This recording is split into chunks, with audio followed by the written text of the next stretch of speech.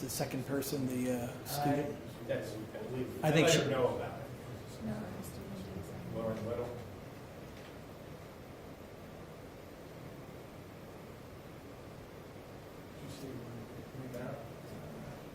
Who's the second person? We'll just go off the record. I believe that's. If not, great process. Ms. Spencer, can you hear me? Yes. All right, if you want to put your phone on silent at this time, and then I'll ask for a statement if you want to give a statement. Is that okay? Yes. All right, can you hear me okay? Yes, sir. Yes, All Your Honor. All right, very good, thank you. And then my other screen is Rape Crisis Center, correct? Yes, that's correct, Your Honor. Good morning. Good morning. Thanks for being here. I'll have you put yourself on silent too.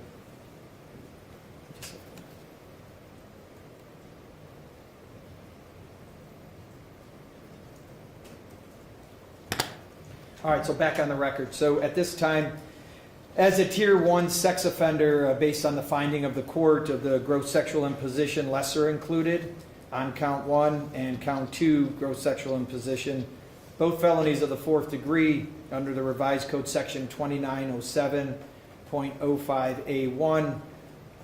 I'll go ahead and read for you, Mr. Piter, a few things. I'll give you the actual form that I'll be reading. A second one will be given to you for you to take with you. I'm assuming Mr. Hilo has read this for you as well, but I'll ask that you read along with me. On that form, I've checked, or my office has checked, the gross sexual imposition, revised code section at the top, as well as the Tier 1 sex offender. Mr. Piter, you're going to be required to register in person with the sheriff of the county in which you establish residency within 3 days of coming into that county. You're also required to register in person with the sheriff of the county in which you establish either a place of education or employment immediately upon coming into that county. If you establish a place of education or a place of employment in another state, but maintain a resident here, you're also required to register in person with the sheriff or other appropriate official in that other state immediately upon coming into that state. After the date of your initial registration, you're required to periodically verify your residence address, place of employment, and place of education to the county sheriff no earlier than 10 days prior to your verification date. One of the issues, Mr. Piter, that I see in the court, and I'm sure your lawyer could tell you as well, is based on what I think to be a common concern that I have because of new charges that get filed. So the state of Ohio can file new charges if you're in violation. And what happens sometimes is a reporting requirement date is approaching. It's 2 or 3 months out, and you change your residence, and you say, well, I'll just let them know when I show up in 3 months. And then the sheriff comes out to your old residence to see if you're there, and then you get indicted on a new charge. So all I note to anybody sitting where you are is if you change any resident or the place of employment or education, that you notify immediately, just to not have the issue of potentially a sheriff coming out and checking at your house. And they do that periodically as well. Continuing, after the change of residence, as I noted, or place of employment, you shall provide written notice of the person of that change to the sheriff with whom you most recently registered. Again, you have to do that at least 20 days prior to any change and no later than 3 days after the change of employment. Written notice within 3 days of any of the following: vehicle information changing, email addresses, internet identifiers or telephone numbers registered to you or used by you, of course, to be noticed to the sheriff upon those changes. Further advising you, in accordance with federal law, that you must report any international travel to your registering authority no less than 21 days prior to travel. Fail to do so may subject you to criminal prosecution. Again, I've checked the box where you will be labeled a Tier 1 offender for the next 15 years, in-person verification again annually. And then finally on 9, it says the bold section there, again, I noted to you already. Fail to register, fail to verify residence at any specific time, or failure to provide notice of a change of residence address, or other required information as described above, will result in criminal prosecution. I read it to you not saying that I'm going to look at criminal prosecution, but the state of Ohio could look at criminal prosecution. That's not something that I would be in charge of. So that being the case, do you have any questions regarding the requirements explained here this morning? All right, thank you. So I'll have you offer that on the line 10 for me, please. You know, the one he's offering says GSO. It's like GSI.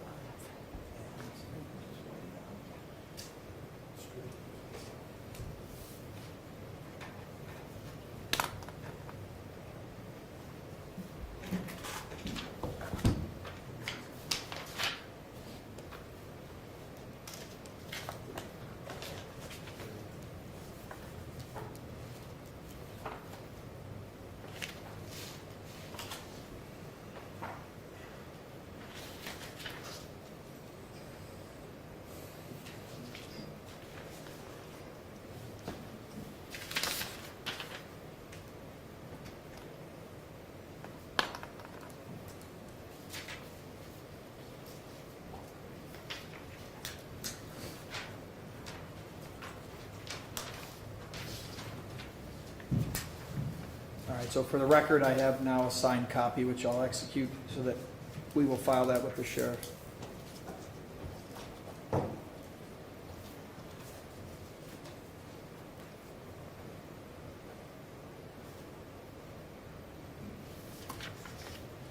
All right, so for sentencing with respect to this case, I'll note for the record that on a prior date, the court rendered a verdict of guilty as to the lesser included offense in count 1. Count 1 was indicted as a rape. With respect to the evidence provided, the court found a lesser included offense. I found him not guilty of the rape, but guilty of a gross sexual imposition, a felony of the 4th degree. Regarding the pubic region of the named victim. On count 2, the indictment, gross sexual imposition regarding the victim's breast, the court found him guilty of count 2. I found him not guilty of counts 3 and 4. We referred him for a pre-sentence investigation report. I do have that report, and I've shared that with counsel. That report was provided to the court, and I'll ask the state of Ohio, Mr. Schnatter, have you had an opportunity to review that report? Actually, I have not seen the report, Your Honor. Do you need a moment to look? Just very briefly. Mr. Hilo, have you had an opportunity to review it? Your Honor, I had an opportunity to review it. I found it to be true and accurate. All right, thank you. No changes. I'll allow the state to review. I'll also note, with respect to what I reviewed for the sentencing for today, I also have the competency report that was provided to the court last year on June 21st of 2021. And then Mr. Hilo presented me with a packet of letters that were written on Mr. Piter's behalf that I've reviewed as well. Your Honor, for the record, I also provided copies of those letters to the state of Ohio. All right, thank you.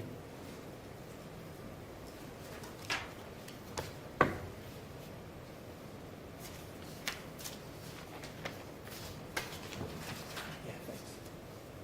Sorry about that. All right, state, having reviewed the report, do you find any inconsistencies or any concern for the record? No, Your Honor, thank you. All right, thank you. In moving forward with sentencing, Mr. Piter, the court will take into consideration the items that I've noted. Obviously, I was the trier of fact, so I'll take into consideration what happened during the trial and the testimony that was provided to the court. I have an opportunity to hear from Mr. Schnatter and Ms. Kupak here this morning. If Ms. Spencer wants to speak, I can hear from her as well. And then I can hear, obviously, from you and from counsel when anybody your counsel want to present to the court. Again, in making my decision, I continue to tell you that I follow the law in making those determinations regarding sentencing, and I'll do so here again today. So, any questions for me regarding moving forward? That's All right, thank you. Mr. Schneider. Thank you, Your Honor. And if it's okay with the court, I would like to give Ms. Spencer an opportunity to address the court prior to the state. Yeah, thank you. Ms. Spencer, I'll note for the record, Ms. Spencer is participating by the Zoom app here today. I'll ask Ms. Spencer if you want to unmute yourself at this time. As you know from being in the courtroom during your testimony, I do have a court reporter. She's sitting right in front of me. You could see in the view of the video. So just as in the courtroom, she takes down everything that is said, I'll ask that in speaking here this morning that you speak loudly and clearly, and that you do so slowly so that we can take down that information by my court reporter. Is that fair? Yes, Your Honor. All right, thank you. I'll hear from you then at this time. Your Honor, on the night of my assault, almost 2.5 years ago, he took away something no one should ever have taken away. That was my control over my situation. He assaulted me when I didn't want that. I lost my trust in law enforcement and other authoritative figures. I just didn't feel safe in Cleveland anymore, so I had to move back to Pennsylvania to feel safe. My anxiety and depression increased, so I couldn't cope anymore. I had nightmares leading to insomnia. All this led to increasing my medications and had to go back to more therapy. This ordeal put a tremendous strain on my parents as they had to help me cope with the mental trauma. Since my anxiety and depression were so bad, I didn't feel like joining in family gatherings like holidays, birthdays, etc. I was very hesitant to go out with close friends because I was just not confident in social settings. Not only did my mental health decline, but my physical health declined as well. When I moved away because I did not feel safe, I could not see my doctors at the Cleveland Clinic and didn't get the medication I needed to prevent my lungs from getting worse. My lung capacity decreased. My asthma got worse, requiring more treatments at the hospital. Obviously, this put a financial burden on me. I am on disability and have a limited income. I have therapy bills and hospital bills to pay.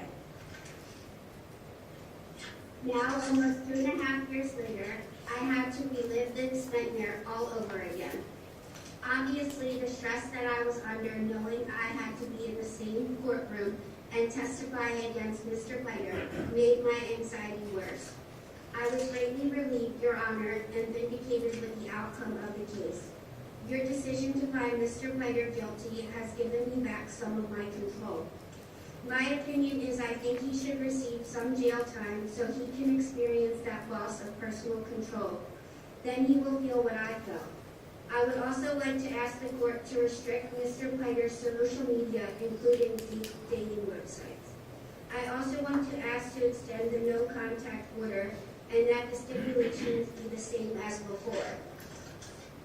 Mr. Piter, watching you laugh at me during my testimony was disgusting.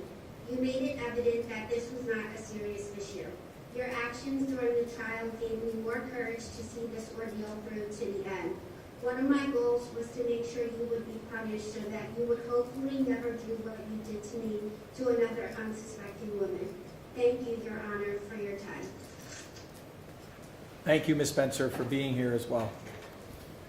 Mr. Schneider. Thank you, Your Honor, and I know the court heard all of the testimony in trial, so I'll be brief.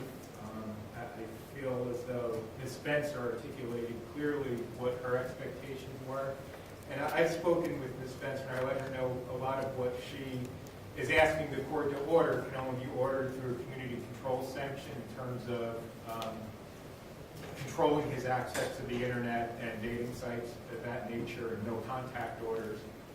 Of course, there is potential for a prison sentence. It's the state's position, obviously, that these offenses do not merge, so we're asking him to be sentenced on both of them. Whether this court imposes a prison sentence, which I do think would be appropriate, I do think Mr. Piter used his position in law enforcement to gain the trust of particularly Ms. Spencer. And there's the other female in this case, which the court found the offense not guilty, but you did indicate during your verdict that you believe something did occur. And whatever the court believed occurred, it certainly was a result of a greater amount of trust that both of these women placed in Mr. Piter as he advertised on his dating sites that he was a law enforcement officer. I do defer to the court for purposes of sentencing what the court, I know you'll follow the guidance set forth in the revised code. And if you do extend Mr. Piter the privilege of a community control sentence, I'd ask you to take into consideration the conditions that Ms. Spencer articulated. I think they're thoughtful and appropriate. Other than that, Your Honor, I just ask the court to follow the guidance set forth, take into consideration Ms. Spencer's requests, and I trust the court to enter an appropriate sentence in Mr. Piter's case. Thank you. All right, thank you. Mr. Hollow? Thank you, Your Honor. Thank you. I defer to the court because the court heard this whole trial. My client not only has taken this seriously, it has taken a toll on him over the last 2.5+ years. Your Honor, the court heard this trial. At no time was this trial based on him being a Cleveland police officer or any police officer. The court has made its ruling, and we're here because of that ruling today. Your Honor, I asked the court, and we asked the court to adopt the pre-sentence report, which was thorough and complete, and with the recommendations involved, and with the presumptions that are involved with it, presumptions of community control sanctions. He has no prior record. He has strong support within the community. There was no issues while this case was pending for over 2.5 years with contact with the victim. And that was established throughout the trial. In terms of what was going on, Your Honor, I don't take issue. Everybody has a right to opinion, but the court will judge it. My client took this trial seriously. The court had the opportunity from the bench to look at all parties at all times. My client at no time smiled or took anything less than respectful for the process that was going on. Your Honor, this is a very serious matter, most serious. My client, because he has the opportunity going forward of an appeal, will address the court at this time. He will acknowledge that he's sorry for the whole situation of being in front of this court. But beyond that, because he has the right of appeal, he got to not go in any greater depth, not because he doesn't want to, but because of advice of counsel and to protect his rights of appeal. Your Honor, on behalf of my client and his family, we appreciate the dignity and respect that this court afforded us throughout the whole process. And that's, I think, important for everybody to understand in the world we live in today, that this is the most important process that we have, the judicial system, and I thank you for it. Thank you. So Mr. Piter will not make a statement. No, Your Honor, and it's on my advice, not his. Okay.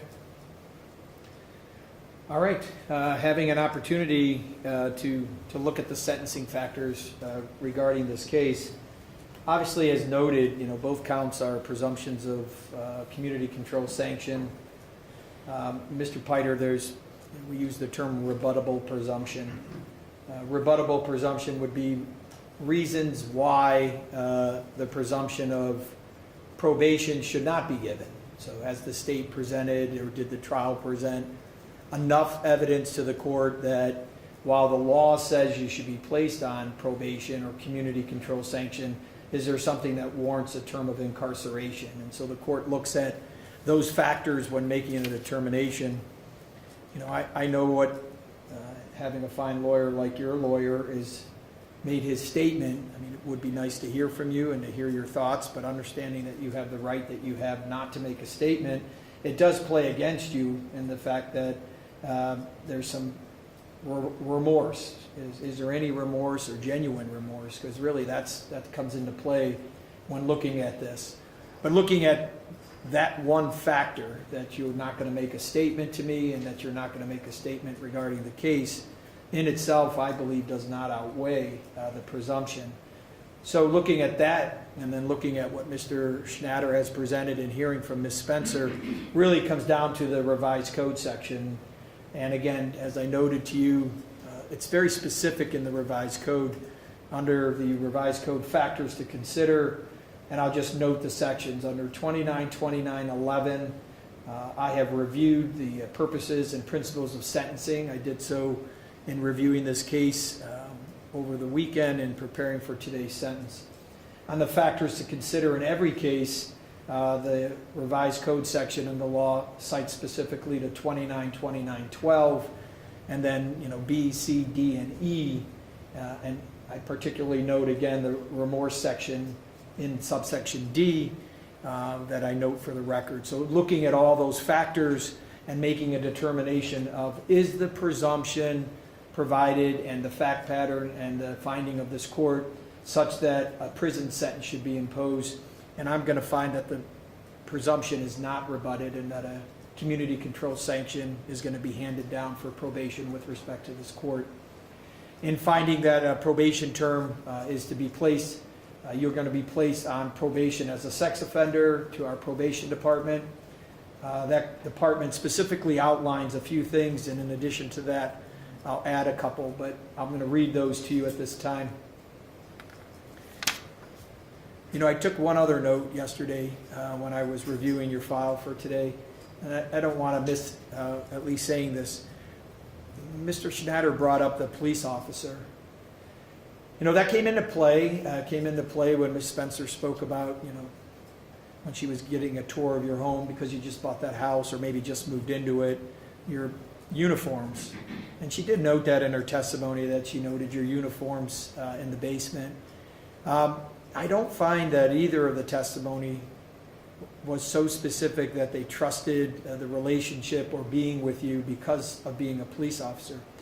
But let me take you to basic training and having a chance to review some of those things that you reviewed and you were trained on. You were trained on 737 hours and probably more on a yearly basis on training. And some of that training comes into use of force training and when to use force and when not to use force.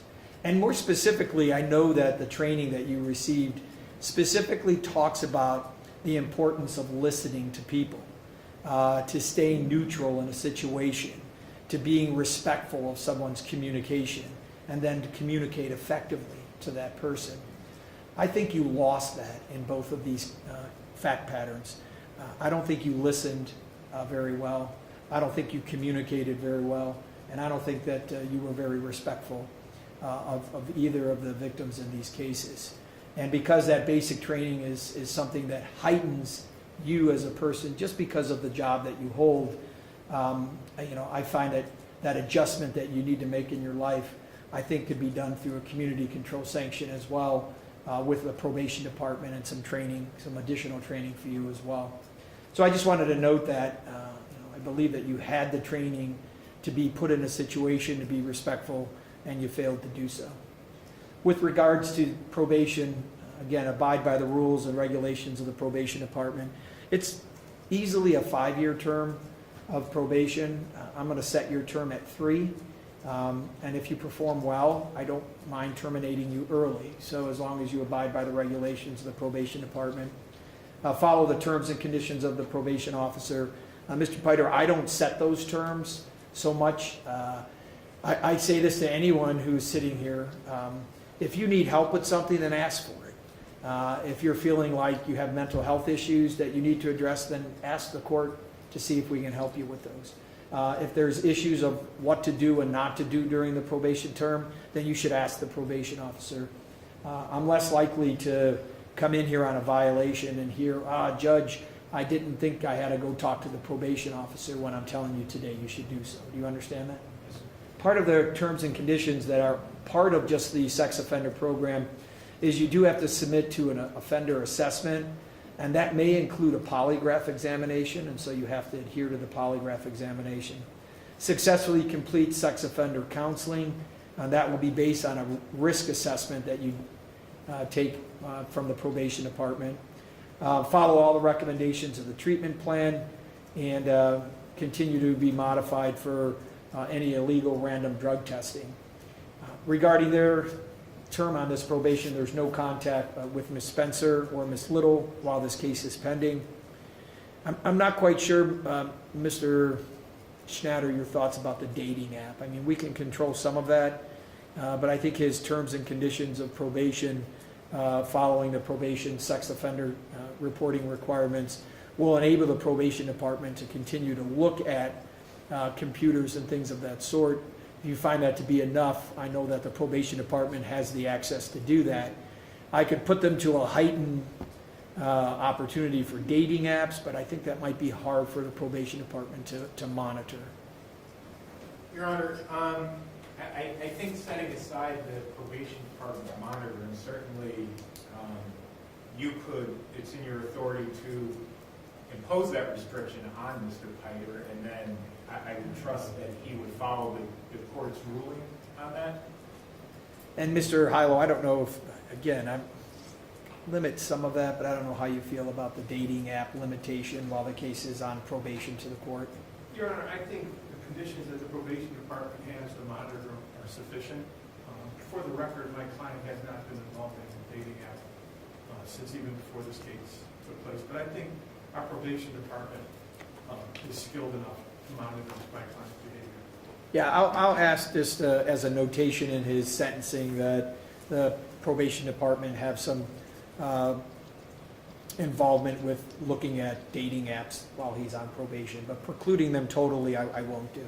Thank you. Okay.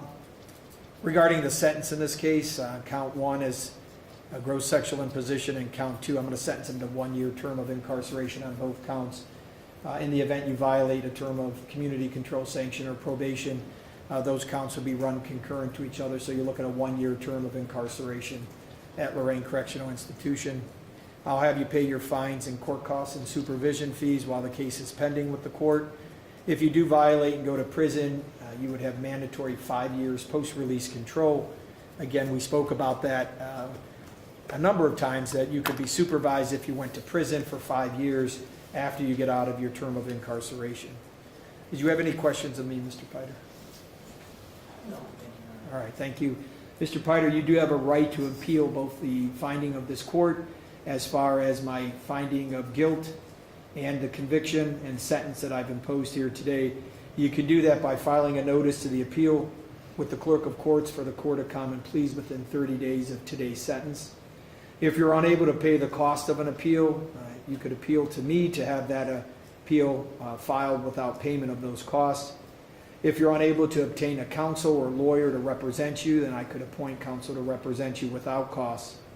If you're unable to pay the costs of documents necessary for your appeal, again, those documents could be provided to you without costs. Mr. Piter, you have a right of notice of appeal timely filed on your behalf within these 30 days. And sir, hearing from your lawyer, is it your opinion today that you'd like to appeal the conviction and sentence of this court? Yes, sir. And can you afford counsel to represent you? Yes, sir. Very good. Putting you on notice then of that time frame starting today. Anything further from the state of Ohio? Just briefly, Your Honor, just when the court reserved the 1-year prison sentence, I think the court needs to notify Mr. Piter of the post-release control that becomes part of that if he does eventually serve a prison sentence. And the only other condition, and I thought of it as I was sitting here, Your Honor, of probation, I do think both of these offenses arose out of alcohol and alcohol abuse. I know you mentioned illegal drugs, and in thinking back to some of the evaluations that were done in the pretrial stages, it does appear alcohol was an issue. And I'm bringing this up because, in all honesty, Your Honor, I think that would give Mr. Piter the most opportunity to successfully complete probation if this court also imposed some form of alcohol restriction and testing and ensured that alcohol doesn't compromise his ability to successfully complete probation. Yes, and so to answer both questions, alcohol is included in the non-use of any drug or alcohol, so that's included in his probation. So I'll note, not because Mr. Schnatter specifically asked, but I appreciate you pointing it out. It is included when you sign your probation form here today. Alcohol and any illegal drugs would not allow to be used during the 2-year or 3-year term or less that I provide to you with respect to probation. And Your Honor, with respect to that, I advised Mr. Piter before we came in here, based on the pre-sentence report, that would be the condition. Yes, thank you. And then, Mr. Schnatter, I did advise him, so it I may have, apologize, I missed. you don't have to apologize, but I advised him of 5 years mandatory post-release control. Anything further from the state? Unless I also missed court costs being addressed, Your Honor, other than that, no. Yes, I addressed that on the record. Thank you. Should have known. Mr. Heidel, anything for the record? Your Honor, thank you very much. All right, very good. All right, we'll adjourn.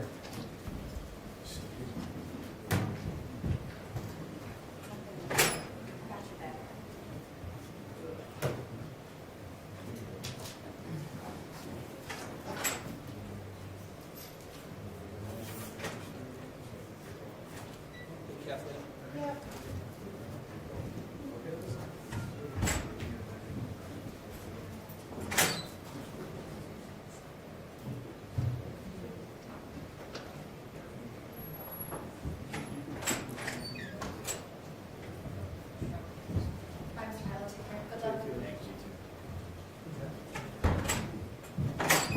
Thank you.